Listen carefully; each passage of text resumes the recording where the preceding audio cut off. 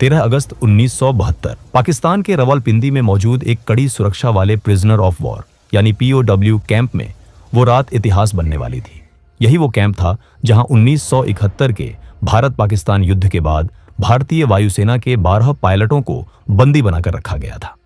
Camp की सुरक्षा इतनी सख्त थी कि कोई सोच भी नहीं सकता था कि यहां से कोई जिंदा बाहर निकल पाएगा। चारों तरफ ऊंची ऊंची दीवारें, दीवारों के ऊपर कांटीले तार, हर जगह हथियारबंद पाकिस्तानी सैनिक। लेकिन इसी नामुमकिन जगह पर 3 ऐसे भारतीय पायलट मौजूद थे जिनके इरादे किसी दीवार, किसी तार और किसी बंदूक से डरने वाले नहीं थे। वो इस जेल से कुछ इस तरह भागे जिसे देख पाकिस्तानियों के होश उड़ गए। इस कहानी की शुरुआत होती है 3 दिसंबर 1971 से, जब भारत और पाकिस्तान के बीच जोरदार युद्ध चल रहा था। जमीन पर भारतीय सेना हर मोर्चे पर पाकिस्तान को पीछे धकेल रही थी, लेकिन आसमान में हालात उतने आसान नहीं थे। पाकिस्तान के जफरवाल शहर के पास बना एक ऊंचा वॉच टावर भारतीय वायुसेना के लिए बड़ी परेशानी बन चुका था। वहां से पाकिस्तानी सेना भारतीय मूवमेंट पर नजर रखती थी और कई बार भारतीय विमानों पर सटीक फायरिंग भी की जाती थी। इस वॉच टावर को तबाह करने की जिम्मेदारी दी गई भारतीय वायुसेना के जाबाज पायलट दिलीप पारुलकर को। दिलीप पारुलकर अपने साहस, अनुशासन और हिम्मत के लिए जाने जाते थे।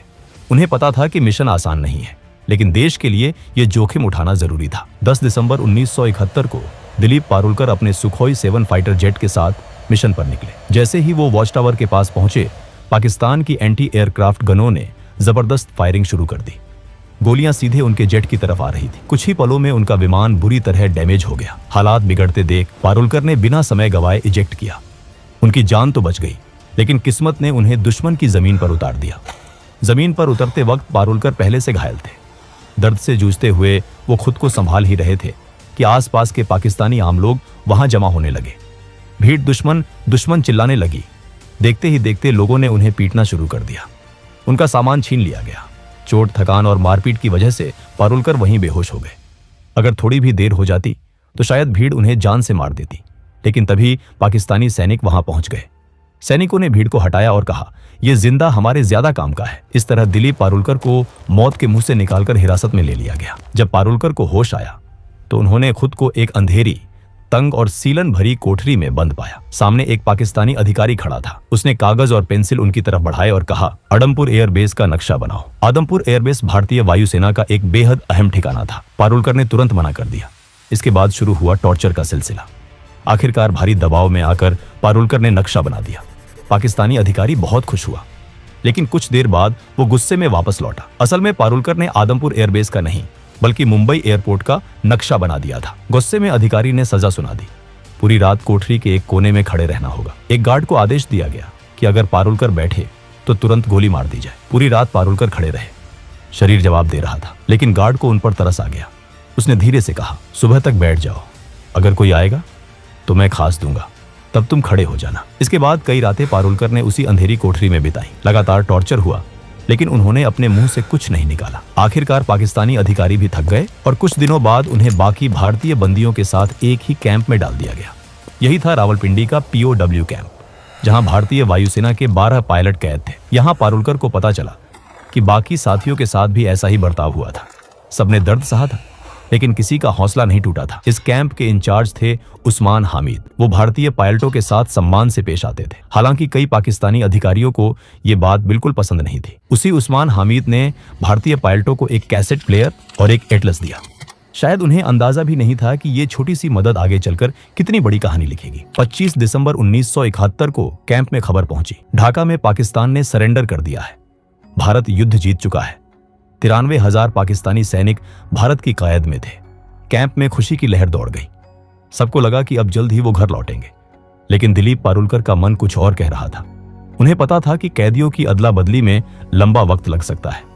उन्होंने साथियों से कहा, अगर हम यहां बैठे रहे तो शायद सालों लग जाए, क्यों ना हम खुद ही रास्ता निकालें। पहली बार किसी ने उनका साथ नहीं दिया, लेकिन पारुलकर हार मानने वाले नहीं थे। उनके दिमाग में एक बीज पड़ चुका था, आजादी का बीज, और यही बीज आने वाले महीनों में एक ऐसी योजना में बदलने वाला था जो रावलपिंडी की दीवारों को हिला देने वाली थी। 25 दिसंबर 1971 के बाद रावलपिंडी POW कैंप में एक अजीब सी खामोशी फैल गई थी। बाहर की दुनिया में जंग खत्म हो चुकी थी, लेकिन इन 12 भारतीय पायलटों के लिए लड़ाई अभी बाकी थी। सबको उम्मीद थी कि भारत और पाकिस्तान के बीच युद्धबंदियों की अदला बदली जल्द होगी, लेकिन दिन बीतते गए, हफ्ते गुजर गए और कोई ठोस खबर नहीं आई। दिलीप पारुलकर को अंदर ही अंदर ये महसूस हो रहा था कि सरकारों की बातचीत में बहुत समय लग सकता है। उनका मन मानने को तैयार नहीं था कि वो बस इंतजार करते रहे। उनके लिए आजादी का मतलब था खुद के दम पर निकलना। शुरुआत में उन्होंने एक अलग योजना सोची। जब रात को टॉयलेट जाने के लिए एक सिपाही उनके साथ आता था, तब उसकी बंदूक छीनकर उसे ढाल बनाकर बाहर निकलने का प्लान बनाया गया। लेकिन ये रास्ता बहुत जोखिम भरा था। काफी सोच विचार के बाद पारुलकर ने यह प्लान खुद ही छोड़ दिया। समय बीतता गया, कई महीने गुजर चुके थे, लेकिन भारत सरकार की तरफ से कोई हलचल नहीं दिख रही थी। इसी दौरान कैंप में मायूसी बढ़ने लगी। तब पारुलकर ने एक बार फिर अपने साथियों से बात की। इस बार दो लोग आगे आए, MS ग्रेवाल और हरीश सिंह जी। तीनों ने तय किया कि अगर किस्मत ने मौका दिया है तो वो उसका इस्तेमाल जरूर करेंगे। अब शुरू हुआ असली प्लान। सबसे पहले उन्होंने कैंप के इंचार्ज उस्मान हदीद द्वारा दिए गए एटलस को ध्यान से पढ़ना शुरू किया। रात रात भर वो नक्शे देखते, रास्ते समझते और संभावनाएं तलाशते। प्लान साफ था। जेल से निकलने के बाद सीधे भारत पाकिस्तान बॉर्डर जाना बहुत खतरनाक था, क्योंकि युद्ध के बाद वहां सुरक्षा बेहद सख्त थी। इसलिए उन्होंने तय किया कि वो पहले अफगानिस्तान की तरफ जाएंगे और वहां से किसी तरह भारत पहुंचेंगे। अगला कदम था सही सेल चुनना। उन्हें ऐसा सेल चाहिए था जो कैंप की बाहरी दीवार के सबसे पास हो, जहां गार्ड कम आते जाते हों। काफी निरीक्षण के बाद उनकी नजर पड़ी सेल नंबर 4 पर, लेकिन उस सेल में शिफ्ट होना आसान नहीं था। यहीं पर पारुलकर की समझदारी काम आई। उनका व्यवहार गार्ड्स के साथ हमेशा ठीक रहा था। धीरे धीरे उनकी कुछ सिपाहियों से जान पहचान हो गई थी।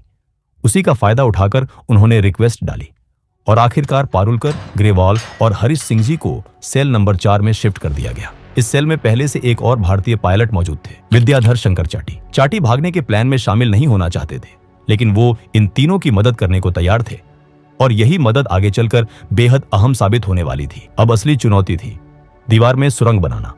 सेल की दीवार लगभग 18 इंच मोटी थी। बिना किसी औजार के इसे तोड़ना नामुमकिन था, लेकिन किस्मत एक बार फिर उनके साथ थी। किसी तरह उन्होंने एक कैंची और एक स्क्रू ड्राइवर चुरा लिया। हर रात ठीक 12 बजे से 1 बजे तक बेड के नीचे जाकर काम शुरू होता। एक आदमी दीवार कुरेदता, बाकी 3 पहरा देते। दीवार से निकलने वाली मिट्टी और सीमेंट को बेड के नीचे छुपा दिया जाता। सुरक्षा बढ़ाने के लिए उन्होंने सेल के अंदर लगे बल्ब का फ्यूज उड़ा दिया, ताकि गार्ड ठीक से देख ना सके। जेल में बल्ब बदलने की प्रक्रिया लंबी थी और इसका फायदा इन तीनों को मिला। एक रात खतरा बहुत करीब आ गया। एक गार्ड ने बाहर से झांक कर देखा और उसे लगा कि सेल में सिर्फ 3 पायलट हैं, जबकि उस वक्त हरीश सिंह जी बेड के नीचे थे। गार्ड ने आवाज लगाई, लेकिन तीनों ने सोने का नाटक किया। गार्ड भागकर इंचार्ज उस्मान हामिद को बुलाने गया। उसी पल सिंह जी चुपचाप बाहर निकले और लेट गए। जब उस्मान हामिद आए और चारों पायलटों को देखा तो उन्होंने गार्ड को ही डांट दिया। दिन बीतते गए, हफ्ते महीनों में बदल गए। दीवार की ईंटों से सीमेंट निकाला जाता, फिर ईंटों को वैसे ही वापस लगा दिया जाता। बाहर से देखने पर सब सामान्य लगता था। साथ ही उन्होंने भागने के बाद के लिए तैयारी शुरू कर दी। हर कैदी को हर महीने 57 रुपये मिलते थे। इन्हीं पैसों से तीनों ने ड्राई फ्रूट्स, कंडेंस्ड मिल्क और जरूरी सामान इकट्ठा किया। उन्हें पता था कि जेल से बाहर निकलने के बाद जिंदगी और भी कठिन होने वाली है। दिशा जानने के लिए उन्हें कंपास चाहिए था। उन्होंने कैसेट प्लेयर के मैग्नेट और कपड़े सिलने वाली सुई से जुगाड़ू कंपास बनाया। पारुलकर को घर से जो कपड़े मिले थे, उनसे जेल के टेलर को पैसे देकर तीनों के लिए पठानी सूट सिलवाए गए, ताकि बाहर निकलने के बाद वो आम लोगों में घुल मिल सके। धीरे धीरे दीवार का छेद इतना बड़ा हो गया कि एक इंसान उसमें से निकल सके। आखिरी परत, जो कि सिर्फ प्लास्टर था, उसे जानबूझकर छोड़ी गई ताकि भागने वाली रात उसे आसानी से तोड़ा जा सके। 13 अगस्त 1972 की रात रावलपिंडी POW कैंप के ऊपर काले बादल छाए हुए थे। तेज हवा चल रही थी और थोड़ी ही देर में मूसलाधार बारिश शुरू हो गई। यही वो रात थी जिसका इंतजार दिलीप पारुलकर, MS ग्रेवाल और हरीश सिंह जी महीनों से कर रहे थे। तीनों ने अपने पठानी सूट पहने, ड्राई फ्रूट्स, कंडेंस्ड मिल्क, जुगाड़ से बना कंपास और थोड़े पैसे अपने पास रखे। जाने से पहले उन्होंने अपने साथी विद्याधर शंकर चाटी को गले लगाया। अब आखिरी कदम बाकी था। पारुलकर ने दीवार की आखिरी परत को धीरे धीरे तोड़ा। बारिश की वजह से आवाज बाहर तक नहीं गई। एक एक करके तीनों उस संकरे छेद से बाहर निकल आए। बाहर आकर उन्होंने देखा दीवार के पास ही एक पाकिस्तानी गार्ड चारपाई पर सो रहा था। तीनों सीधे दीवार की तरफ भागे। कुछ कपड़ों को बांधकर उन्होंने रस्सी बनाई, उसे ऊपर फेंका और दीवार के काटीले तारों के पार अटका दिया। पहले पारुलकर, फिर ग्रेवाल और आखिर में हरीश सिंह जी दीवार फांदकर दूसरी तरफ उतर गए। अब वो जेल से बाहर थे, लेकिन असली लड़ाई अब शुरू होने वाली थी। तीनों तेजी से भागते हुए बस स्टैंड पहुंचे। किस्मत उनके साथ थी। उन्हें पेशावर जाने वाली बस मिल गई। पूरी रात सफर करने के बाद सुबह करीब 6 बजे वो पेशावर पहुंच गए। यहाँ सबसे बड़ा खतरा पहचान का था। अगर उनसे कलमा पढ़ने को कहा जाता या मेडिकल चेक होता तो तुरंत पकड़े जाते। इसलिए तीनों ने खुद को क्रिश्चियन बताने का फैसला किया। पेशावर से उन्होंने एक और लोकल बस ली और सुबह करीब 9:30 पर लंडी कोटल पहुंचे। उधर सुबह 11 बजे रावलपिंडी के वॉर कैंप में अचानक हड़कंप मच चुका था। पाकिस्तानी गार्ड्स को पता चल गया था कि तीनों भारतीय पायलट भाग चुके हैं।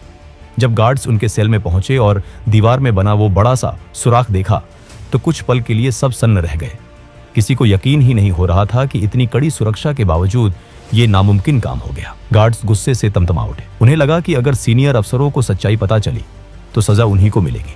इसी गुस्से और डर में उन्होंने सोचा कि विद्याधर शंकर चाटी, जिन्होंने इन तीनों की मदद की थी, उन्हें गोली मार दी जाए। फिर सीनियर्स को यह बताया जाए कि चाटी भी भागने की कोशिश कर रहे थे, इसलिए मजबूरी में उन्हें मारना पड़ा। लेकिन सीनियर अफसरों को जल्दी ही साफ जानकारी मिल गई कि असल में कितने कैदी भागे हैं। इसी वजह से गार्ड्स चाटी को मारने की हिम्मत नहीं कर पाए। उधर जेल से दूर निकल चुके तीनों पायलटों के सामने अगली सबसे बड़ी चुनौती खड़ी थी। अब उन्हें अफगानिस्तान में दाखिल होने के लिए तोरखम बॉर्डर पार करना था, जो वहां से सिर्फ 5 किलोमीटर दूर था। दूरी कम थी, लेकिन सबसे बड़ी समस्या यह थी कि उन्हें रास्ता बिल्कुल नहीं पता था। उन्होंने अपने पास मौजूद एटलस में देखा कि तोरखम बॉर्डर के पास एक जगह दिखाई गई थी, लंडी खाना रेलवे स्टेशन। नक्शे के हिसाब से अगर वो वहां पहुंच जाते तो वहीं से होते हुए तोरखम बॉर्डर जाना आसान हो सकता था। लेकिन उन्हें यह नहीं पता था कि यह नक्शा बहुत पुराना था और लंडी खाना रेलवे स्टेशन 1932 में ही बंद हो चुका था। तीनों एक चाय की टपरी पर पहुंचे और वहां खड़े एक आदमी से पूछा, लंडी खाना कैसे जाए? ये सुनते ही आसपास के लोग उन्हें घूरने लगे। तभी एक आदमी आगे आया और सख्त लहजे में पूछा, तुम कौन हो, कहां से आ रहे हो और कहां जा रहे हो? पारुलकर ने जवाब दिया, हम पाकिस्तान एयरफोर्स के अफसर हैं, छुट्टी पर हैं और घूमने जा रहे हैं। दुर्भाग्य से वो आदमी तहसीलदार का क्लर्क था। उसे शक हो गया। उसने कहा, यहाँ इस नाम की कोई जगह नहीं है। भीड़ बढ़ने लगी। उस आदमी ने ताना मारा, तुम तीनों बंगाली हो ना, अफगानिस्तान भाग रहे हो? ग्रेवाल ने हंसते हुए कहा, क्या हम आपको बंगाली लगते हैं? लेकिन शक और गहरा गया। तीनों को पकड़कर तहसीलदार के पास ले जाया गया। वहां भी उन्होंने खुद को पाकिस्तानी एयरफोर्स अफसर बताया, लेकिन तहसीलदार ने भरोसा नहीं किया। आखिरी दाव खेलते हुए पारुलकर ने कहा, हमने अपने वतन के लिए खून पसीना बहाया है। अगर आपको भरोसा नहीं है तो पाकिस्तान एयरफोर्स के एडीसी उस्मान हामिद से बात करवा दीजिए। पारुलकर को लगा था कि इससे वो बच जाएंगे, लेकिन यही बात उनकी सबसे बड़ी गलती बन गई। तहसीलदार ने तुरंत उस्मान हामिद को फोन किया और दिलीप से बात करवाई। दिलीप को बात करनी ही पड़ी। इसी पल उस्मान हामिद को समझ आ गया कि तीनों वही भारतीय पायलट हैं जो रावलपिंडी कैंप से भागे हैं। उस्मान हामिद ने तहसीलदार से फोन पर कहा, ये हमारे लोग हैं, जब तक हमारे सिपाही वहां नहीं पहुंचते इन्हें सुरक्षित रखा जाए। कुछ घंटों बाद पाकिस्तानी सैनिक आए और तीनों को दोबारा रावलपिंडी ले जाया गया। उन्हें 30 दिन की सॉलिटरी कन्फाइनमेंट की सजा दी गई। इसके बाद सभी भारतीय पायलटों को रावलपिंडी से हटाकर फैसलाबाद की जेल भेज दिया गया, जहां 500 से ज्यादा भारतीय POWs रखे गए थे। इसी दौरान भारत और पाकिस्तान के बीच युद्ध बंदियों की अदला बदली पर बातचीत तेज हो गई। आखिरकार दिसंबर 1972 में पाकिस्तान के राष्ट्रपति जुल्फिकार अली भुट्टो ने सभी भारतीय युद्ध बंदियों को रिहा करने का ऐलान कर दिया। जब ये भारतीय जवान वागाह बॉर्डर से भारत लौटे तो वहां इंसानों का सैलाब उमड़ पड़ा। हजारों लोग तिरंगे लेकर खड़े थे। नारों की गूंज थी। सैनिकों की आंखों में आंसू और चेहरे पर गर्व था। ये कहानी सिर्फ एक जेल से भागने की नहीं थी। ये कहानी थी हौसले की। ये कहानी थी उस जज्बे की जो सलाखों के पीछे भी आजाद रहना जानता है। और रावलपिंडी की वो दीवारें आज भी शायद याद करती होंगी कि कभी 3 भारतीय पायलट उन्हें चकमा देकर निकल गए थे। दोस्तों, अगर वीडियो पसंद आया हो तो वीडियो को एक लाइक जरूर करें और चैनल को भी सब्सक्राइब जरूर करें। हम ऐसे ही वीडियो हर हफ्ते लाते रहेंगे। तब तक के लिए जय हिंद।